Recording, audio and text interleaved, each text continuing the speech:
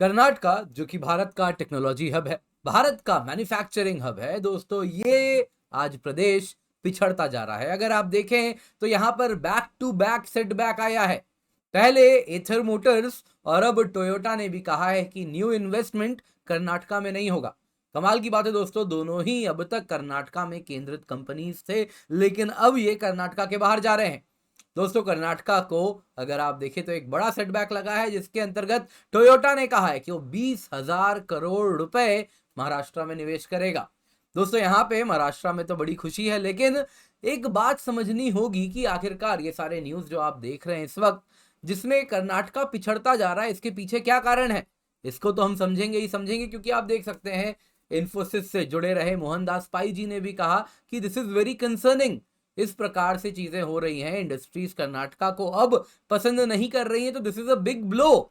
अब यहाँ पे बात अलग है दोस्तों, इंडस्ट्रीज मिनिस्टर जो कर्नाटका के हैं उन्होंने कहा कि देखिए जी, टोयोटा को तो डाइवर्सिफाई करना था, इसलिए कर्नाटका के सिवा वो अन्य प्रदेश देख रहे थे, तो महाराष्ट्र चले गए। अब दोस्तों ठीक है, ये सारी बातें मिनिस्टर अब और भला क्या कहेंगे, कहना ही पड़ता है, हम ये बात समझते हैं। लेकिन एक बात जाननी होगी, कर्नाटका जो कि भारत का टेक हब रहा है, भारत का इनोवेशन हब रहा है, अब वो पिछड़ रहा है। उसके पीछे क्या कारण है वो भी जानेंगे, और साथ ही साथ कर्नाटका को क्या करना चाहिए उस पर भी चर्चा करेंगे। आप देख सकते हैं दोस्तों, इस प्रकार के न्यूज भर भर के अब मीडिया में कवर किए जा रहे हैं। कर्नाटका पिछड़ रहा है, महाराष्ट्र तमिलनाडु जैसे जो राज्य हैं ये तेजी से आगे बढ़ रहे हैं, और manufacturing factories, new age firms Karnataka में ग्रीन फील्ड यानी नया निवेश नहीं कर रहे। जाहिर सी बात है, क्या कारण रहा है? अगर आप देखें तो एग्जीक्यूटिव्स, पॉलिटिकल लीडर्स का साफ साफ कहना है, बाकी प्रदेशों में जो लीडर्स हैं, पॉलिटिकल लीडर्स हैं, वो बड़े प्रोएक्टिव हैं।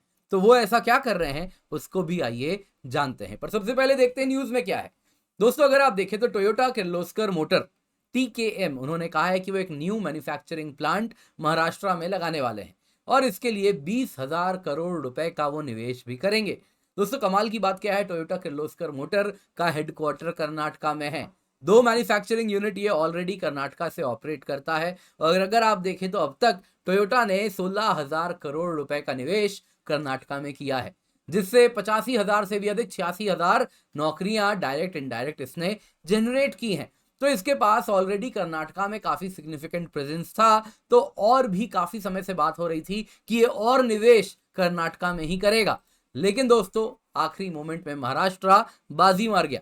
कंपनी अगर आप देखें टोयोटा किर्लोस्कर मोटर, तो इसने महाराष्ट्र सरकार के साथ एक एमओयू साइन किया है, जिसके अंतर्गत छत्रपति संभाजी नगर वहां पे 20,000 करोड़ रुपए में ग्रीन फील्ड मैन्युफैक्चरिंग फैसिलिटी लगाई जाएगी।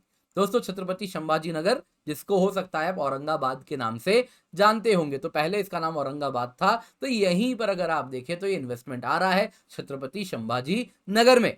दोस्तों अगर आप देखें तो इसी इलाके में यहां पे कर्नाटका बेस्ड कंपनी पहले एक और आ चुकी है, वो है एथर।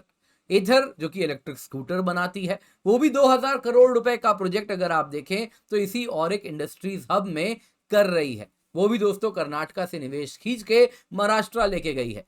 और एक इंडस्ट्रियल हब कहाँ है दोस्तों, तो ये और एक शॉर्ट फॉर्म है औरंगाबाद इंडस्ट्रियल सिटी का। हो सकता है इसका नाम बदलेगा, छत्रपति संभाजी नगर इंडस्ट्रियल सिटी ये भी हो जाएगा। तो अगर आप देखें तो ये वाला जो इलाका आप महाराष्ट्र का देखते हैं दोस्तों, इनको कहते हैं मराठवाड़ा। मराठवाड़ा अगर आप देखें तो ऑलरेडी पिछड़ा हुआ इलाका है, तो जरूरी है इस प्रकार का निवेश यदि इन इलाकों में आ रहा है तो कहीं ना कहीं ये इलाके भी डेवलपमेंटल लैडर में जो सीढ़ी है उसमें आगे बढ़ पाएंगे, वहां पे और नौकरियां भी जनरेट होंगी। तो बड़ी अच्छी बात है, और हमें प्रसन्नता इस बात को लेकर अवश्य होनी चाहिए। लेकिन कर्नाटका में भी कुछ चैलेंजेस हैं, जिनको हमको बड़े ही गहराई से देखना पड़ेगा, समझना पड़ेगा। देखिए सबसे पहले तो क्या हो रहा है, कर्नाटका जिनके साथ कॉम्पीट कर रहा है वो काफी ज्यादा प्रोएक्टिव हैं। महाराष्ट्र और तमिलनाडु दोनों ही राज्य अगर आप देखें तो इनके पास स्टेट इंडस्ट्रीज की प्रमोशन कॉरपोरेशन, जो कि अगर आप देखें तो क्वैसाई गवर्नमेंटल बॉडीज बनी होती हैं। जैसे तमिलनाडु का है दोस्तों SIPCOT, state industries promotion corporation of Tamil Nadu. ये क्या करता है, इससे पहले कमिटमेंट आए कि मैं आपके यहाँ निवेश करूंगा, वो सब बाद की बात, वो ऑलरेडी जमीन ढूंढ के रखता है। लैंड में बिजली कनेक्शन, रोड्स वगैरह बना के देता है और उसके बाद कहता है कि अब बताओ हमारे यहाँ आओगे कि नहीं। उसके बाद दोस्तों कमिटमेंट आती है। अनलाइक अदर स्टेट्स जहां पे पहले इंडस्ट्रीज कमिट करती हैं कि हम निवेश करेंगे, उसके बाद फिर कहीं जमीन एलोकेट होता है, फिर रोड बनते हैं, फिर बिजली की लाइन आती है, तो वो सब बोलते हैं कोई दिक्कत ही नहीं, हम ऑलरेडी आपको करके दे रहे हैं। तो ये बड़ी इंपॉर्टेंट चीज है जो सीखनी भी होगी दोस्तों। इसके सिवा अगर आप महाराष्ट्र की बात करें तो इसके पास और एक फैक्टर भी है, एक फायदा भी है। इसके पास अगर आप देखें तो प्रॉक्सिमिटी टू मार्केट है। अगर आप महाराष्ट्र में प्लांट लगाते हैं तो नॉर्थ इंडिया, वेस्ट इंडिया का जो मार्केट है, जैसे दिल्ली, जैसे गुजरात, जैसे पंजाब, ये सब सस्ते हो जाते हैं, क्योंकि अगर आप कर्नाटका में लगाते हैं तो आपकी दूरी और अधिक हो जाती है सामान को मूव करने की, तो उससे भी थोड़ा इंपैक्ट जरूर पड़ता है। पर दोस्तों यहाँ पे आप देखें तो कर्नाटका में काफी प्रॉब्लम्स हो रहे हैं, चैलेंजेस की कमी नहीं है। आप देख सकते हैं यहाँ पे काइंस जो कि टेक्नोलॉजी कंपनी है, वो भी कर्नाटका से तेलंगाना शिफ्ट की थी। आप देख सकते हैं कैसे काइंस ने तेलंगाना शिफ्ट किया, मोहनदास पाई जी ने इसको भी तभी उठाया था। तो दोस्तों यहाँ पे और एक बात जानना होगा, कर्नाटका में जो पॉलिटिक्स भी हो रहा है ये भी इंडस्ट्रीज के लिए कॉन्ड्यूसिव नहीं है। Son of the soil feelings उसको बढ़ाया जा रहा है। कन्नडिगा रिजर्वेशन बिल लाया गया था, आपको याद होगा इंडस्ट्री ने किस प्रकार से बैकलैश उसके लिए शो किया था, कहा था कि हम तो कर्नाटका छोड़ के जाएंगे, ऑल्टरनेटिव्स ढूंढने शुरू कर दिए थे तुरंत के तुरंत।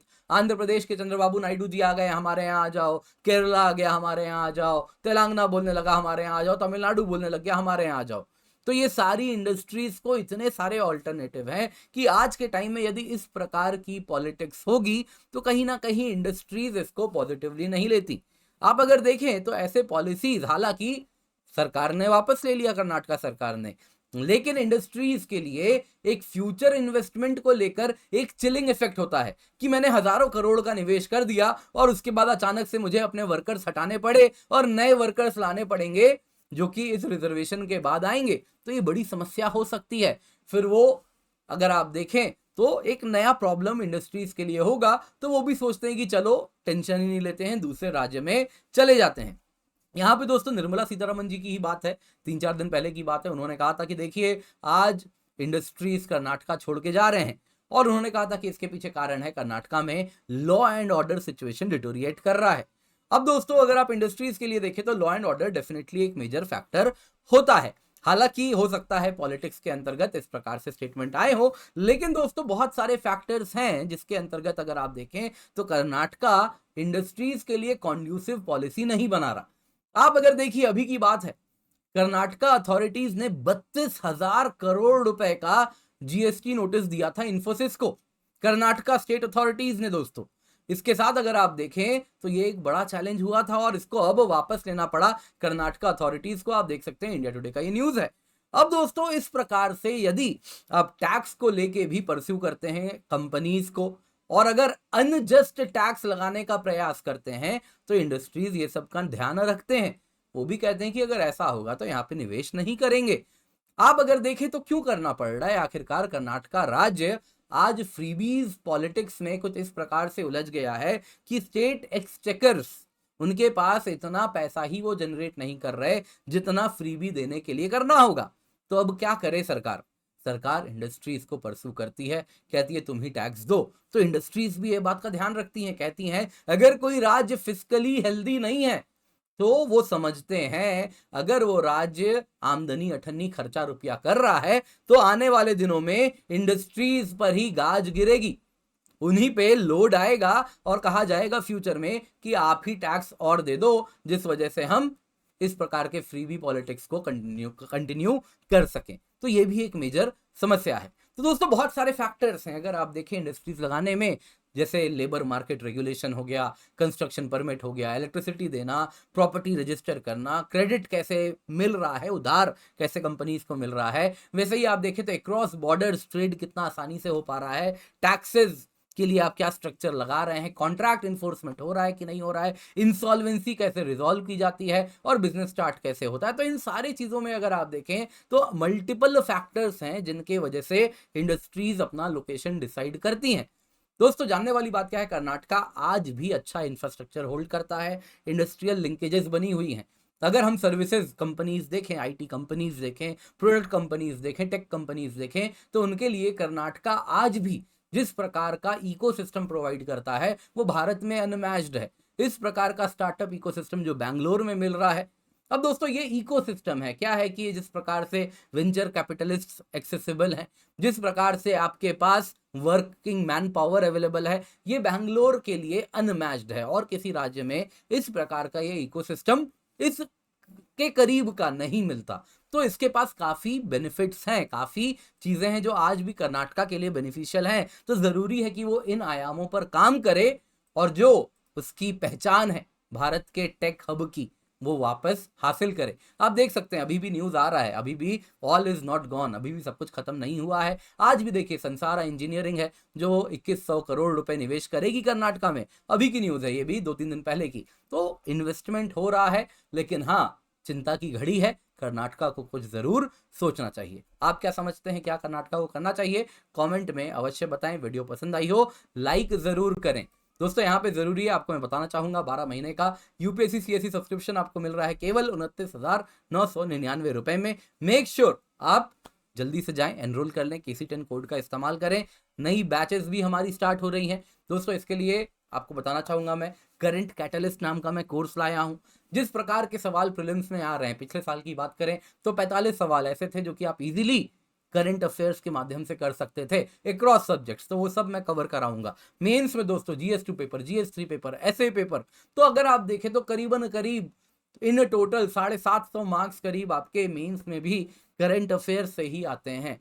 तो जरूरी है इन सब पे मजबूत पकड़ हो, एक सब्जेक्ट की तरह इसको प्रिपेयर किया जाए और वही सब मैं यहाँ पे करने वाला हूँ। आपको मुझे हफ्ते में केवल 4 घंटे देने होंगे, 2 घंटा 2 घंटे की क्लास होगी और सब कुछ आपके लिए मैं कवर करा रहा हूँ अक्रॉस सोर्सेस।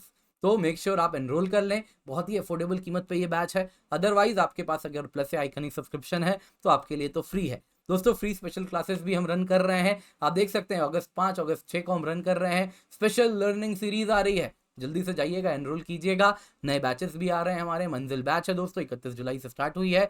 इंग्लिश बैच है, मेक श्योर आप इसमें एनरोल कर लें। बाकी इंग्लिश हिंदी बैचेस भी आपके लिए हम ले आए हैं। आइकनिक सब्सक्रिप्शन इवन बेटर हो चुका है, ऑफलाइन रिकॉर्डेड क्लासेस भी आपको मिलते हैं, क्विक रिवीजन मॉड्यूल है, आंसर इवैल्यूएशन है, सब कुछ आपको मिलता है। नए ऑप्शनल बैचेस भी हमारे शुरू हो चुके हैं, तो मेक श्योर जल्दी से जाएं, KC10 कोड का इस्तेमाल करें, एनरोल करें।